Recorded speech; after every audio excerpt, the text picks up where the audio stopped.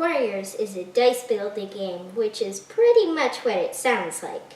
You're building a dice pool instead of a deck of cards. The point is to build a team of warriors and crush your opponent. I'd say you could play this on weeknights. Maybe. It kinda depends on your family. Games are close to an hour, despite what it says on the box. In our experience, the time doesn't really change at 2, 3, or 4 players. All that really changes is how the game ends. Points versus empty card piles. Setup is medium length, similar to Codenames. In terms of table space, you probably won't be able to play this on a coffee table, but a dinner table should work. Set up the assistant, quiddity, which is like money, and portal cards. Find 3 different spells and 7 different creatures. Then, take the matching dice and put them on a card. Grab your bag and fill it with 8 quiddity dice and 4 assistant dice. Put your marker on the track and start. Players will draw 6 dice and resolve the symbols. Quiddity drops let you purchase new dice to add to your bag.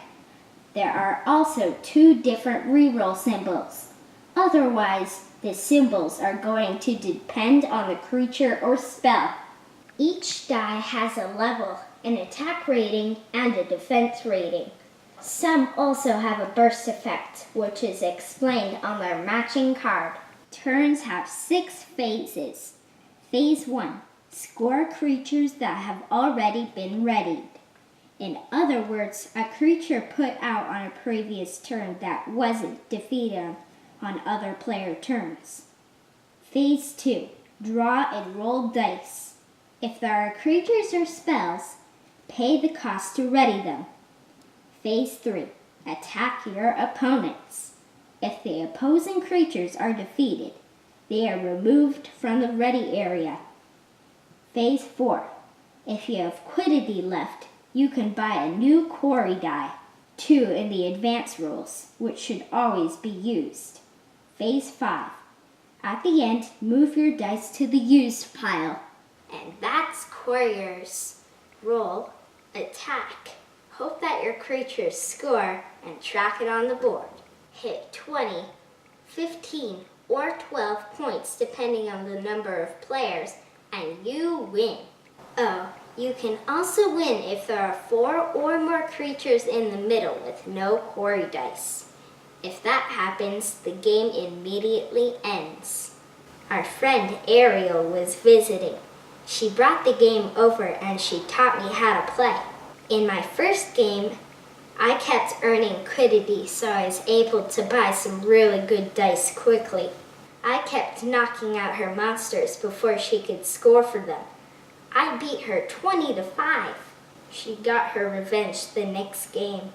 I like that there are tons of dice, but they are, I wouldn't say awful, but they're close.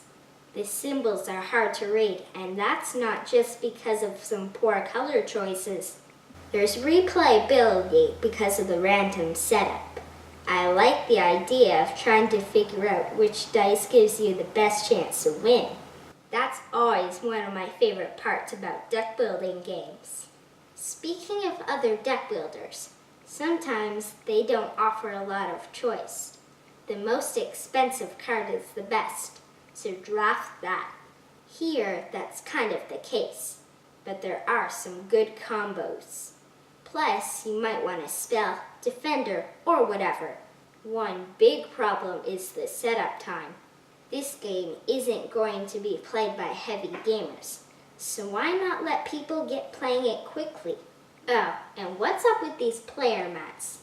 They should have been in the middle of the rulebooks, so you could tear them out for all 4 players. Instead, they put all 4 on one page. That makes no sense at all. Quarriors is pretty cool. There are some problems, and I wish it'd take half the time, but it's good. Do the handful of expansions help? Maybe, but I don't like it enough to find out. I wouldn't pick it over most other deck builders, but I would definitely play if somebody asked. Warriors gets want them.